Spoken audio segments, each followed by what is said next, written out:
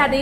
हरे कृष्णा। कैसे हो आप सभी लोग? आशा करती हूँ आप सभी परम मंगल में होगे, स्वस्थ होगे, अच्छे होगे। सबसे पहले आप सभी को कार्तिक के महीने की अनंत और अनंत शुभकामनाएं। कार्तिक का पावन पवित्र महीना बस प्रारंभ ही होने वाला है। ऐसे में आप लोगों के मन में बड़े प्रश्न हैं, दीदी दीपदान कैसे करें? क्योंकि कार्तिक में ना बहुत सारे नियम ले जाते हैं, जैसे कि कार्तिक स्नान का नियम हो गया, कार्तिक में दीपदान का नियम हो गया, कार्तिक में तुलसी पूजा का नियम हो गया, कार्तिक में कथा पढ़ने का नियम हो गया, कार्तिक में पूजा अर्चना वंदना करने का नियम हो गया, कार्तिक में तुलसी की परिक्रमा करने का नियम हो गया। ऐसे अनेकों नियम कार्तिक में लिए जाते हैं। आज की वीडियो में मैं आपको बताऊंगी कि कार्तिक के महीने में दीपदान करने का क्या महत्व है और दीपदान करने का संकल्प कैसे लेना है, दीपदान कब से करना है और दीपदान कहाँ कहाँ पे आप कर सकते हो, मैं क्या करती हूँ ये भी इस वीडियो के माध्यम से मैं आपको बता दूँ। देखिए, कोई कोई तो पूरे साल भर दीपदान करता है, जैसे कि मैं 3 दीपदान पूरे साल भर करती हूँ। अब आपको अगर तीन एक बार तुलसी पे दीपदान पूरे साल करती हूँ, चाहे कार्तिक हो, चाहे माघ मास हो, चाहे किसी का भी महीना हो, मैं तुलसी पे दीपदान पूरे साल भर करती हूँ। दूसरा, मैं घर के मुख्य द्वार पे 2 दीपदान पूरे साल भर करती हूँ। उससे मुझे कोई भी मतलब नहीं है कि कार्तिक चल रहा है या कार्तिक नहीं चल रहा। तो ये थी। लेकिन कार्तिक के महीने में ना मैं हमेशा दीपदान की क्वांटिटी बढ़ा देती हूँ, दीपदान की संख्या जो है वो बढ़ा देती हूँ। तो सबसे पहले मैं बताती हूँ कि पद्म पुराण में और अग्नि पुराण में ऐसा वर्णन आया है कि कार्तिक के महीने में दीपदान से बड़ा कोई भी दान नहीं है। अर्थात इतना तक वर्णन आया है कि कार्तिक के महीने में जो किसी का दीप जल रहा है और वो बुझ गया और आपने उसको भी जला दिया तो आपको वैकुंठ की प्राप्ति होगी। इसमें कहीं से कहीं तक कोई भी संदेह नहीं है। अग्नि पुराण में ऐसा वर्णन आया है कि आपने कार्तिक के महीने में दीप प्रज्वलित किया, दीप दान किया, जब तक वो दीप जलता रहेगा आपकी मृत्यु के उपरांत आप उतने वर्षों तक वैकुंठ में वास करोगे। दीपदान की बहुत बहुत बहुत बड़ी महिमा शास्त्रों के अनुसार बताई गई है। तो शास्त्रों के अनुसार जब दीपदान की इतनी बड़ी महिमा बताई गई है तो आप लोगों को कार्तिक में दीपदान अवश्य करना चाहिए। अब कार्तिक में दीपदान कैसे करना चाहिए, कहाँ कहाँ पे करना चाहिए, इसके बारे में चर्चा कर लेते हैं। लेकिन उससे पहले एक दीपदान की छोटी सी कथा कार्तिक में आती है कि ब्राह्मण थे जो कि रोज नित्य दीपदान करते थे। वो मंदिर में एवरीडे घी का दिया दान करते थे। घी का दिया दान करने के बाद घर पे जाके तभी भोजन करते थे। उन्होंने कार्तिक में नियम ले रखा था कि मैं जब तक दीपदान नहीं करूंगा तब तक शाम का भोजन इत्यादि मैं ग्रहण नहीं करूंगा। तो कार्तिक का महीना चल रहा था, उन्होंने एक दीपदान किया कार्तिक के महीने में और एक मंदिर बंद करके वो अपने घर चले गए। जब वो मंदिर बंद करके गए तो एक ना चूहे ने देखा, अरे वाह, आज तो मुझे फ्रेश घी खाने को मिलेगा। चूहा फटाफट से गया और दिया को बुझने का इंतजार करने लगा। जैसे ही दिया बुझेगा मैं फटाफट से घी खा लूंगा, हाँ, और फ्रेश घी होगा, मुझे बहुत मजे आएंगे। दिए की लौ हल्की सी कम हुई होगी, चूहे ने अपना उस लौ में मुख मार दिया, चूहे का मुख जल गया। और जब चूहे का मुख जल गया, चूहे ने अपने मुख की अग्नि को शांत करने के लिए अपनी पूंछ का सहारा लिया, जिस वजह से चूहे की पूंछ भी जल गई। अब जब चूहे की पूंछ भी जल गई तो चूहा कभी इधर उछल रहा है, कभी इधर उछल रहा है, कभी इधर उछलता है, इधर उछलते उछलते उसके प्राण पखेरु उड़ गए।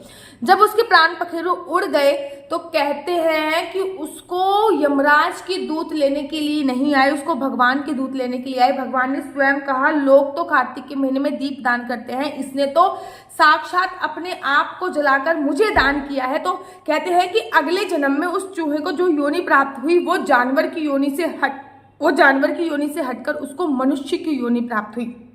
तो दीपदान की महिमा ना बहुत बहुत ज्यादा है।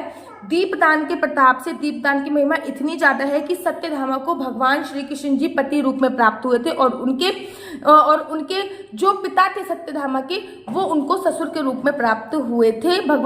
ससुर के रूप में भगवान श्री कृष्ण जी को प्राप्त हुए थे। दीपदान की महिमा बहुत ज्यादा शास्त्रों में बताई गई है। तो सबसे पहले देखो, शास्त्रों में ये भी बताया गया कि अगर किसी का बुझा हुआ दिया भी आप लोग जला देते हो, किसी का जो दीप जला के गया है, दीप प्रज्वलित करके गया है, अगर किसी का बुझा हुआ दीपक भी आप प्रज्वलित कर लेते हो तो जब तक वो दीपक जलता है तब तक आप वैकुंठ लोक में वास करते हो, ऐसा शास्त्रों में वर्णन आया है। अब इस बात का भी आप लोगों को ध्यान देना होता है कि कार्तिक के महीने में दीपदान जो आपको करना है वो अश्विन पूर्णमासी से लेकर कार्तिक पूर्णमासी तक आपको दीपदान करना होता है। दीपदान आपको पूरे महीने करना होता है, लेकिन रमा एकादशी से लेकर जो दिवाली तक का दीपदान होता है सबसे बेस्ट दीपदान की श्रेणी में वो आता है।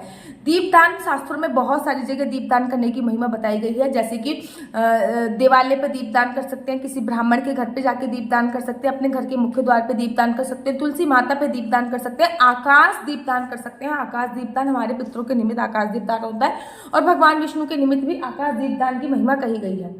किसी चौराहे पे दीपदान कर सकते हैं, शमशान घाट पे दीपदान कर सकते हैं, किसी शिवालय पे दीपदान कर सकते हैं, मंदिर में दीपदान कर सकते हैं, किसी भी ऐसी जगह सुनसान जगह भी दीपदान कर सकते हैं। यहाँ पे दीपदान बहुत हो।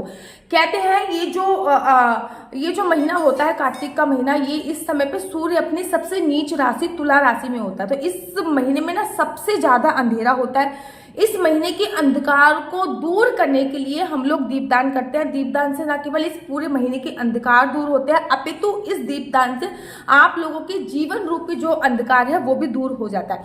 आप किसी मंदिर में दीपदान कर सकते हैं। आप जो दीपदान है वो यमुना मैया के वृंदावन में जाके कर सकते हैं, किसी भी मंदिर में कर सकते हैं। आप समुद्र के किनारे दीपदान कर सकते हैं, गंगा मैया के किनारे दीपदान कर। जब भी आपको मौका मिले तो इन जगहों पे दीपदान अवश्य कीजिए। देखो शास्त्रों में तो बहुत सारी जगह दीपदान की महिमा बताई गई है, लेकिन हम इतनी सारी जगह दीपदान नहीं कर सकते, ये संभव की बात है। ठीक है, तो दीपदान का जो आप संकल्प ले रहे हो वो कुछ इस प्रकार से आपको संकल्प लेना है। पूर्णमासी से आपको दीपदान करना है।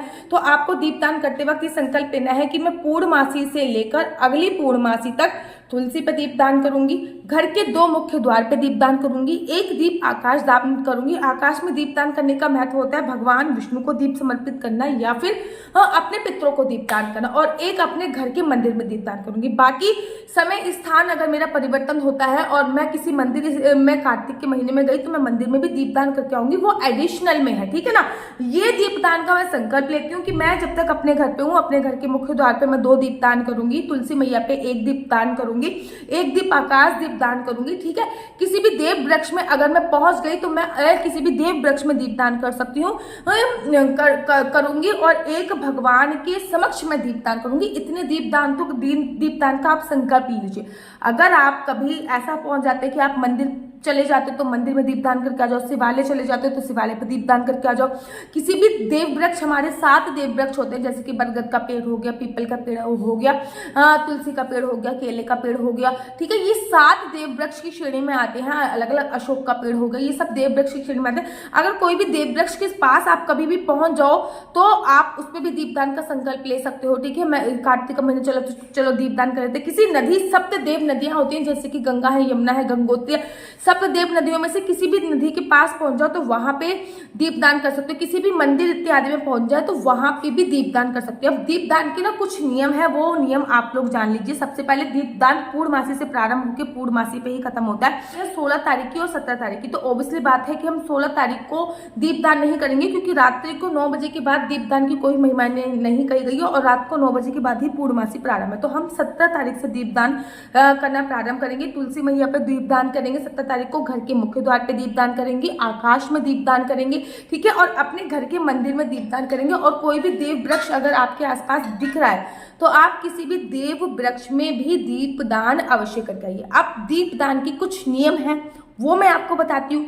नंबर 1, कभी भी दीपदान धरती पर नहीं करना चाहिए, खाली पृथ्वी पर दीपदान नहीं करते। शास्त्रों में ऐसा वर्णन आया है कि पूरी दुनिया का भार सहने वाली धरती माता तपते हुए दीपक का भार नहीं सह सकती है, इसलिए खाली दीपक का दान जमीन पर नहीं कर सकते। तो आपको थोड़े से या तो चावल रख दीजिए, आटा रख दीजिए, किसी प्लेट के नीचे दीपदान कर दीजिए, तिल के नीचे दीपदान कर दीजिए।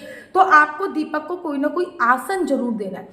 आसन देने के बाद ही आपको वो दीपदान करना है। जब आप सुबह वो दीपक हटाओगे ना, तो जो भी सामग्री आपने है, चावल वगैरह, वो आप पक्षियों को डाल सकते हैं। ठीक है ना, उससे आपको पक्षियों को दान देने का भी कार्तिक के महीने में पुण्य की प्राप्ति हो जाएगी। नेक्स्ट सेकंड बात, दीपदान जब भी आप करो तो दीपदान हमेशा सिर ढककर ही दीपदान करना चाहिए। आपको पहले सिर को ढकना पड़ेगा, उसके बाद ही आपको दीपदान करना है। दूसरा नियम ये होता है कि हमेशा सिर को ढककर ही दीपदान करना है। सरसों के तेल का दीपक आपको घर पे दान नहीं करना।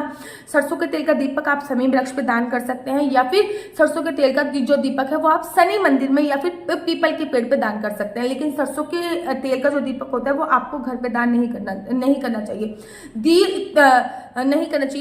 दीपक आप घी का भी दान कर सकते हैं, तिल के तेल का भी दान कर सकते हैं। दीपक के अंदर भी आप काले वाले तिल डाल सकते हैं, वो सब कुछ आपके ऊपर निर्भर करता है। लेकिन हाँ, एक याद रखिए, रमा एकादशी से लेकर जो दिवाली तक का दीपदान होता है ना, 5 दिवसीय और 3 दिवसीय दीपदान, वो बहुत इंपॉर्टेंट दीपदान होता है। अब आप मेरी बात ध्यान से सुनिए।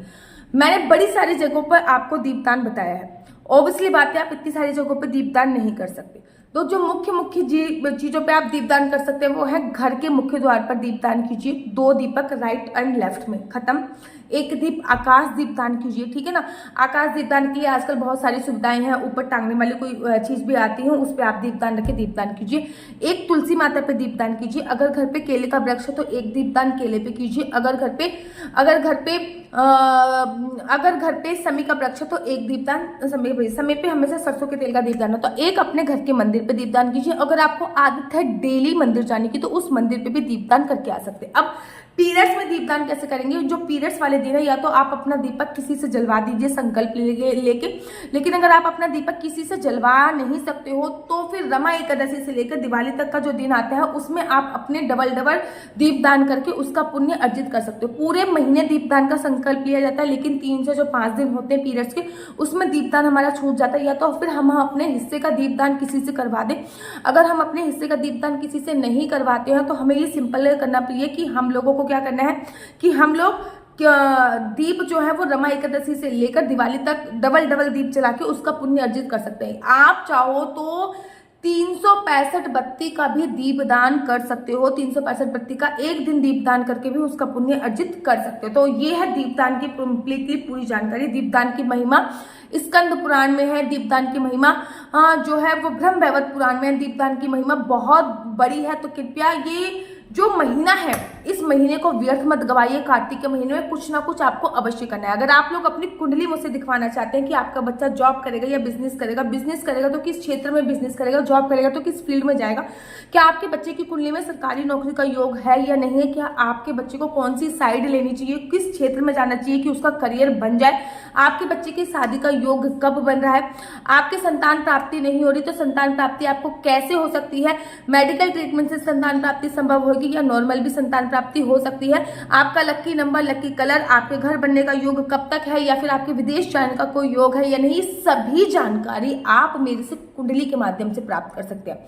याद रखिए कुंडली देखना बिल्कुल भी फ्री नहीं है, कुंडली देखने के थोड़े से चार्जेस हैं। तो आप मेरे को जो नंबर दिया हुआ है 429202565, इस नंबर पर संपर्क करके अपनी कुंडली मुझसे दिखवा सकते हैं, लेकिन इस नंबर पर मुझसे किसी भी प्रकार के कोई क्वेश्चन आंसर पूछने के लिए फोन मत कीजिएगा।